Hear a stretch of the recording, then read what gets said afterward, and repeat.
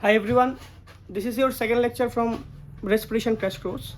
Today I will discuss about the structure of human respiratory tract, mechanism of breathing, mechanism of inspiration, expiration, and if I will get the time, then I will discuss about the different volumes of our lung and capacities of lung. Thank you. So stay tuned with the video. आज जो हमारा जो topic है उसको हम बोलते हैं human respiratory tract. Human respiratory tract बोलने से पहले मैं उसके एक सीक्वेंस बना देता हूँ. पहले आपको मिलेगा नेसल पैसेज. नेसल पैसेज की आप नेसल पहले आपको मिलेगा नॉस्ट्रिल. नॉस्ट्रिल. नॉस्ट्रिल के बारे में नॉस्ट्रिल के बाद आपको मिलेगा नेसल पैसेज. उसके बाद आपको मिलेगा फेरिंग्स. उसके बाद आपको मिलेगा लेरिंग्स. उसके बाद आपको मिलेगा ट्राकिया. उसके बाद आपको मिलेगा ब्रोंकस. उसके बाद मिलेगा ब्रोंक्यूल्स. उसके बाद आपको मिलेगा एल्वियोलाई. ये सभी रेस्पिरेटरी ट्रैक्ट देख सकते हो. पहले आप अच्छे से देख लीजिए. पहले नोस्ट्रिल से ऑक्सीजन यहाँ पर होता हुआ नेसल पैसेज में आएगा. उसके बाद फेरिंग्स में चला आएगा, लेरिंग्स में आएगा, ट्राकिया के वजह से ब्रोंकस में चला आएगा और ब्रोंक्यूल्स में चला आएगा. देन एल्वियोलाई में जाके वो टिश्यू के साथ खुद को एक्सचेंज कर लेगा, जिसको हम बोलते हैं डिफ्यूजन. बाय एल्वियोलाई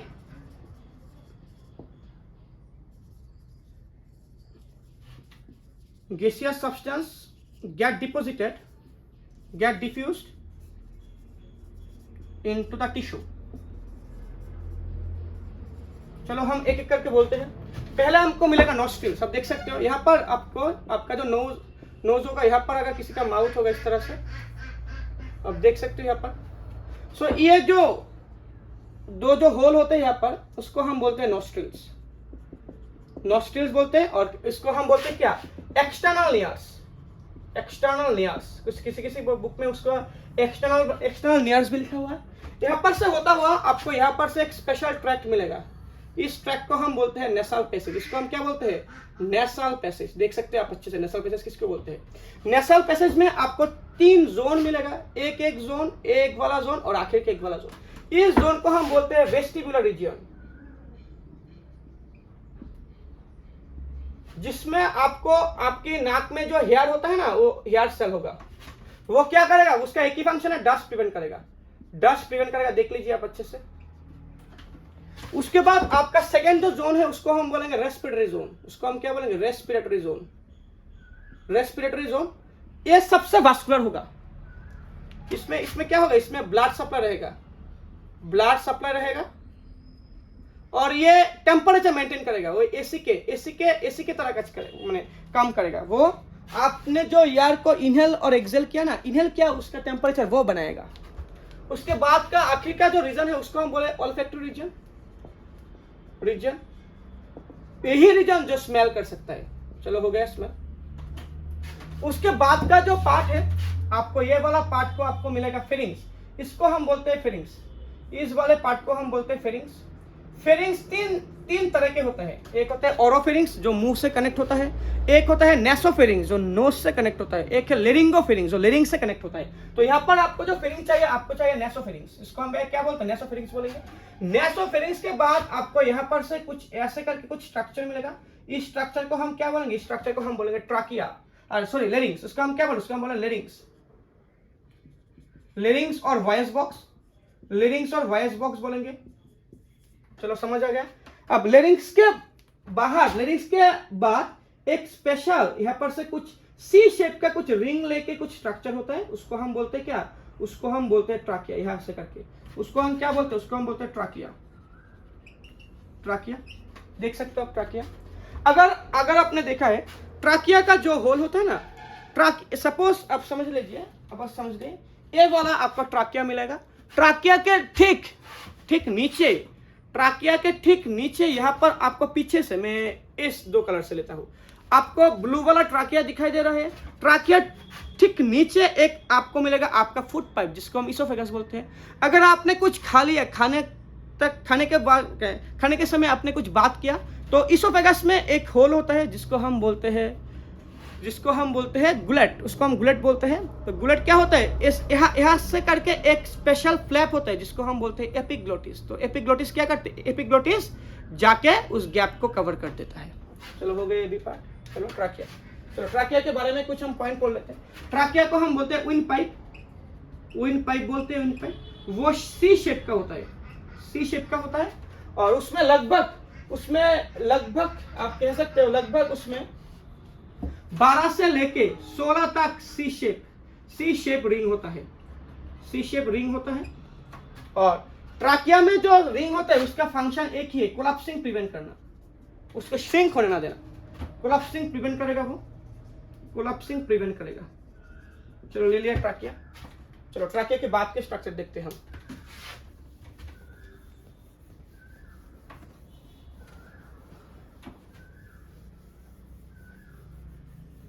चलो अब देख सकते हो ये वाला आपको ट्राकिया मिलेगा, सी शेप स्ट्रक्चर। ट्राकिया जो कार्टिलेज से प्रिपेयर होगा उसको हम बोलेंगे हाइलाइन कार्टिलेज। हाइलाइन कार्टिलेज आपने पढ़ा हुआ क्लास 9 के सिलेबस में, कार्टिलेज बोन है। कार्टिलेज कई तरह के होते हैं, suppose fibrous cartilage, hyaline cartilage, cricoid cartilage. इसमें से हाइलाइन बहुत ग्लास लाइक, एकदम क्रिस्टल क्लियर होगा, ग्लास लाइक अपीयरेंस उसका लिखा हुआ है। हाइलाइन कार्टिलेज से मिलता है। ट्राकिया क्या होता है, सी शेप होता है। वो क्या करता है, वो कोलैप्सिंग को प्रिवेंट करता है। आप एक बार दोबारा देख लीजिए, कोलैप्सिंग प्रिवेंट करते हैं। यही बात आपके क्वेश्चन में आएगा। आपके क्वेश्चन में सिर्फ बोलेगा ट्राकिया कौन चीज से बना हुआ है और ट्राकिया का फंक्शन क्या है। फंक्शन क्या होता है, वो कोलैप्सिंग प्रिवेंट करता है। ट्राकिया के बाद आप देख सकते हो यहाँ पर से जाके दो ऐसे चीज सेपरेट हो जाएगा। इस सेपरेशन को हम बोलेंगे हिलास, और उसको हम बोलेंगे ब्रोंकास। इसको हम क्या बोलेंगे, इसको हम बोलेंगे ब्रोंकास। कौन सा ब्रोंकास, तो हम बोलेंगे लेफ्ट ब्रोंकास, और उसको हम क्या बोलेंगे, राइट ब्रोंकास। अब देख सकते हो राइट ब्रोंकास। और ब्रोंकास जाके फर्दर और भी डिवाइड होगा, इस तरह से करके और भी डिवाइड होगा। उसको हम बोलेंगे ब्रोंक्यूल्स। उसको हम क्या बोलेंगे, उसको हम बोलेंगे ब्रोंक्यूल्स। उसको हम क्या बोलेंगे, ब्रोंक्यूल्स। और ब्रोंक्यूल्स में जाके एल्वियोलाई ऐसे कुछ अंगूर के तरह कुछ सेल मिलेगा, जिसको हम क्या बोलेंगे, जिसको हम बोलेंगे एल्वियोलाई। इसको हम बोलते हैं एल्वियोलाई, देख सकते हो आप। इसको हम क्या बोलते हैं, इसको हम बोलते हैं एल्वियोलाई। एल्वियोलाई क्या होता है, एल्वियोलाई बंडल्स ऑफ सेल होता है, और जिसका यूनिट होता है न्यूमोसाइट सेल। उसका यूनिट क्या होता है, उसका होता है न्यूमोसाइट सेल उसका यूनिट होता है। अगर आपके 10 में एनसीईआरटी बुक में लिखा हुआ है, वो एल्वियोलाई जोड़ के लगभग एक टेनिस कोर्ट जैसा सरफेस बनाता है। मीन्स आपके अंदर जितने भी एल्वियोलाई होगा, अगर आपने उसके डायमीटर को फिक्स किया तो आपको एक टेनिस कोर्ट जैसा स्ट्रक्चर मिलेगा।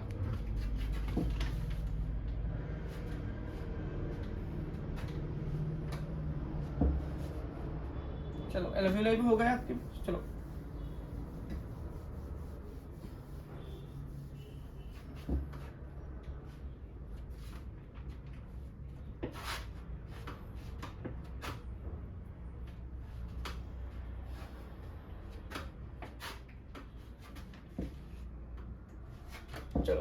नेक्स्ट हम पढ़ते हैं ब्रीदिंग मैकेनिज्म। चलो ब्रीदिंग मैकेनिज्म पढ़ लेते हैं। चलो ब्रीदिंग मैकेनिज्म।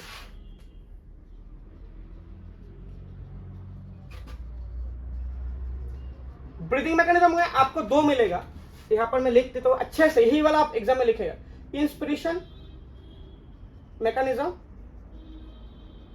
और दूसरा आपको मिलेगा एक्सपिरेशन मैकेनिज्म।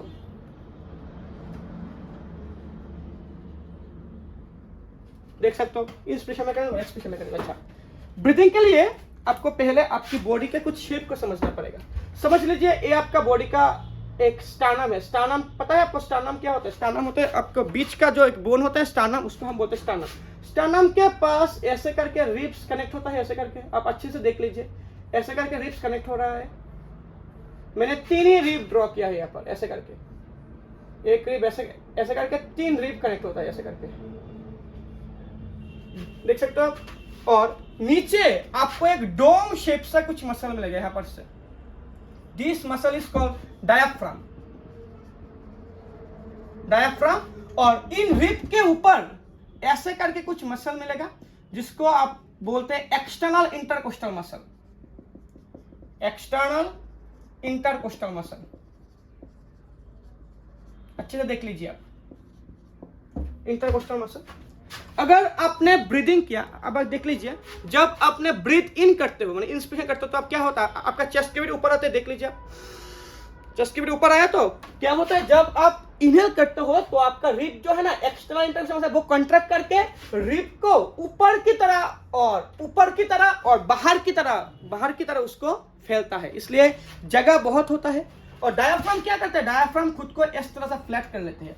अगर आप देख ले, अगर रिब इतना तक फुला हुआ और डायाफ्राम इतना तक फ्लैट हो गया तो क्या होगा, अंदर के वॉल्यूम बहुत बढ़ जाएगा। अगर वॉल्यूम बढ़ गया तो प्रेशर डिक्रीज कर जाएगा, तो बाहर का प्रेशर ज्यादा होगा तो बाहर से अंदर हवा चला आएगा। चलो मैं लिख देता हूं।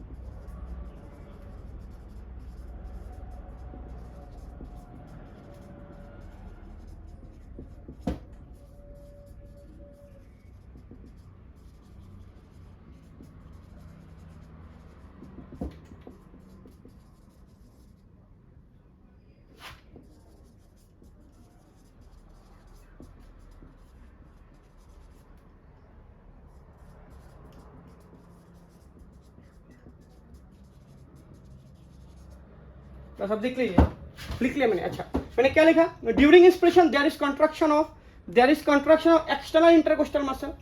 कॉन्टैक्ट होने के बाद क्या होगा, रिब्स ऐसे करके रिब्स था तो वो ऐसे करके फूल जाएगा, ऐसे करके वो फूल जाएगा, देख लीजिए अच्छे से, आप देख लीजिए। तो अगर रिब्स ने फूला तो उसका डायमीटर बढ़ गया ना, जो उसका जो स्पेस होता है वो बड़ा हो गया। अब देख लीजिए मैं क्या लिखा, during inspiration there is contraction of external intercostal muscle, as a result ribs moves outward and upward, बाहर के तरफ और ऊपर के तरफ होता है। एंड डायाफ्राम क्या होता है, डायाफ्राम डोम शेप से पूरा ऐसे करके फ्लैट हो जाता है। अगर डायाफ्राम फ्लैट हो गया, अब आप स्पेस को देख लीजिए, पहले स्पेस था आपको सिर्फ इतना, अब स्पेस हुआ, देख लीजिए कितना बड़ा स्पेस आप देख लीजिए।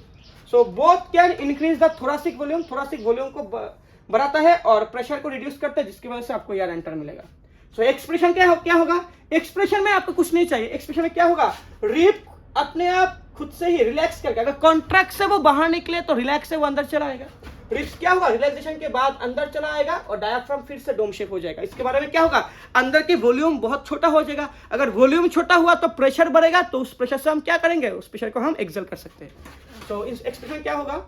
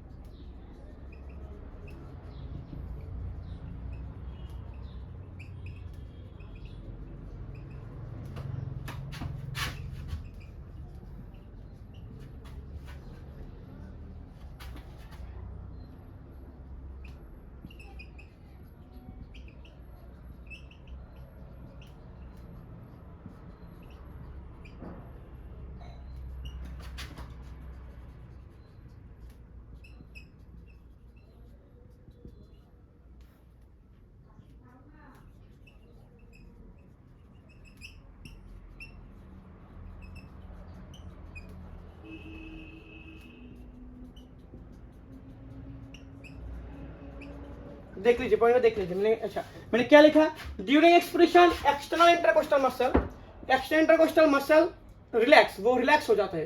रिलैक्स होने के बाद क्या होगा, वो रिब्स को अंदर, माने रिब्स का जो पहले का जो पोजीशन है वो उसको अंदर की तरफ ढकेलेगा, अंदर की तरफ ले जाएगा। क्या करेगा, तो ribs moves inward and downward. आप वर्ड देख सकते हैं, ribs moves inward and downward and diaphragm relax होने के बाद क्या होगा, गेटिंग डोम शेप, वो फिर से डोम शेप में आ जाएगा।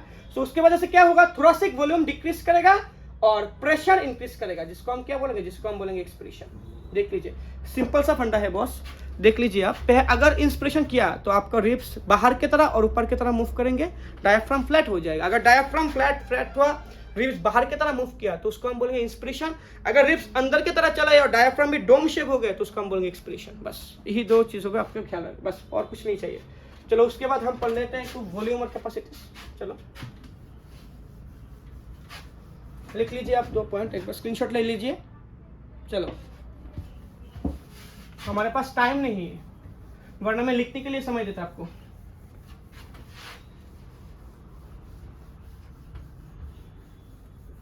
चलो कुछ वॉल्यूम और कैपेसिटीज बोलते हैं। चलो 1 मिनट जस्ट। चलो अच्छा, लॉन्ग वॉल्यूम। लॉन्ग वॉल्यूम में आपको आपकी क्लास 10 के सिलेबस के लिए लॉन्ग वॉल्यूम में आपको सिर्फ कुछ ही चीजें मिलेंगी। लॉन्ग वॉल्यूम में आपको मिलेंगे tidal volume, TV, tidal volume, IV, EV and residual volume, RV. बस हो जाए, चलो हो सकता चाहिए बस। अच्छा, लॉन्ग वॉल्यूम को आप जो मेजर कर सकते हो उस इंस्ट्रूमेंट का नाम है स्पायरोमीटर। स्पायरोमीटर से आप उसको मेजर कर सकते हो, स्पायरोमीटर से आप उसको मेजर कर सकते हो। डन।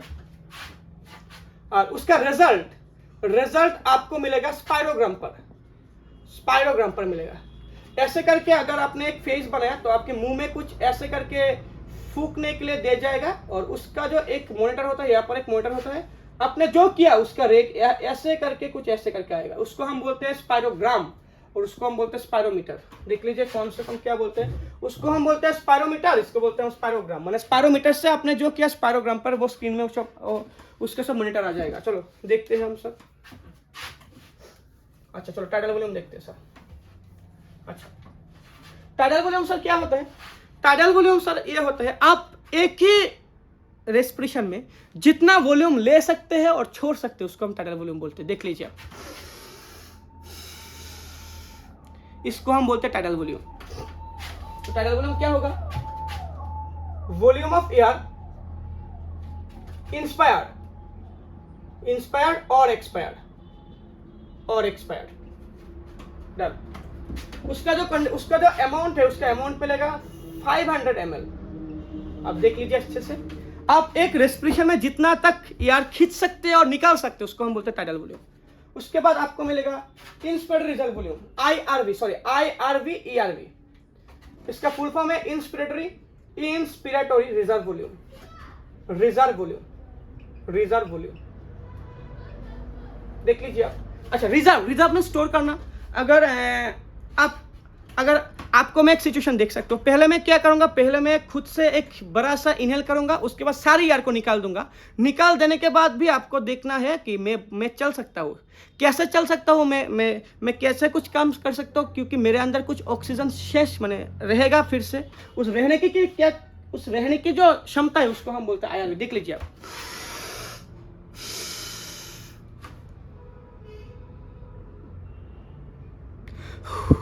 देख सकते हो। मैंने जितना देर सांस रोक के रखा था उतने समय में जो अंदर में जो ऑक्सीजन को रिजर्व किया उस सभी को हमने यूज कर लिया। तो उसको हम क्या बोलते हैं? Reserve volume. सो अब देख लीजिए, so it is the volume of air remain in the lung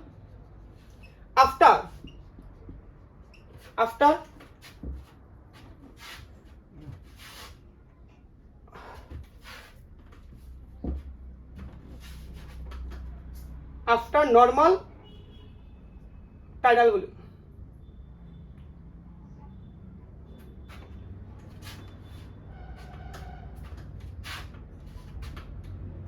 after normal tidal volume done. चलो इसका जो कैपेसिटी होगा उसको आपको मिलेगा IRV लगभग आपको मिलेगा 2500 से 3000 तक। चलो ERV में आते हैं। पहले मैं एक नॉर्मल इंस्पिरेशन करूंगा, उसके बाद एक नॉर्मल एक्सप्रेशन करूंगा, उसके बाद भी आप देख सकते हैं मैं एक्सपायर कर सकता हूं। देख लीजिए, आखिर के समय में जो किया मैंने उसको हम बोलते हैं एक्सपायर रिजर्व वॉल्यूम, माने जिसको मैंने फोर्सफुली छोड़ दिया।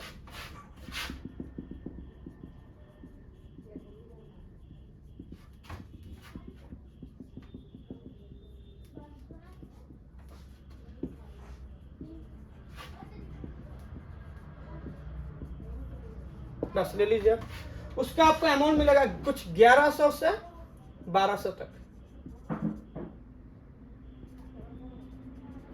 रेसिडुअल वॉल्यूम बहुत ज्यादा इंपॉर्टेंट। रेसिडुअल वॉल्यूम है आप कितने समय को आपकी सांस को रोक सकते हो, ऐसे कुछ नहीं है। अगर आपको याद है, अगर आप में से किसी ने भी पानी में डुबकी लगाया होगा, अब अगर हम जब छोटे थे तो हम एक गेम खेलते थे, कितने देर कोई आदमी पानी में रह सकते हैं, तो पानी में हम कैसे रहते हैं, हम आपकी सांस को रोक लेते हैं। रोकने के बाद क्या होता है, हमारे अंदर में जो सांस रहता था उसको हम यूज करके जब तक कर सकते तब तक पानी के अंदर रहते हैं, अगर नहीं कर सकते तो हम उठ के बोलते ना ऐसे ऐसे करते हैं, तो उसको हम residual volume. Residual volume means the volume of air which remain inside the lung after forceful expiration.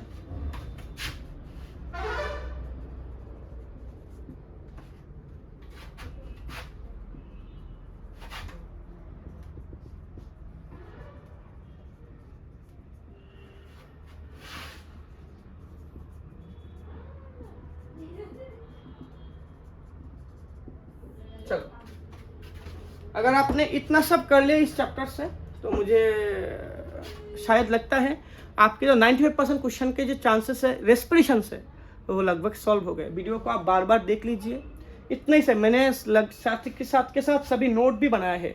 आप वीडियो को स्क्रीनशॉट ले लेके नोट बना लीजिए। अगर मेरा पेस आपको कुछ ज़्यादा लगे तो आप पेस को स्लो और फास्ट भी कर सकते हैं।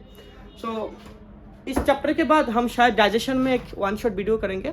सो अगर आपको इस वीडियो अच्छा लगा तो आप चैनल को सब्सक्राइब कर लीजिए, नहीं है तो चैनल पे, और चैनल में एक लाइक दे दीजिए।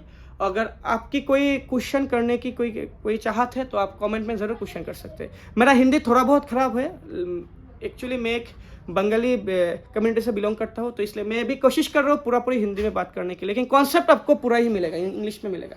So thank you so please stay tuned with structure. Thank you very much. मुलाकात होगी आप अगले वीडियो पर। टाटा।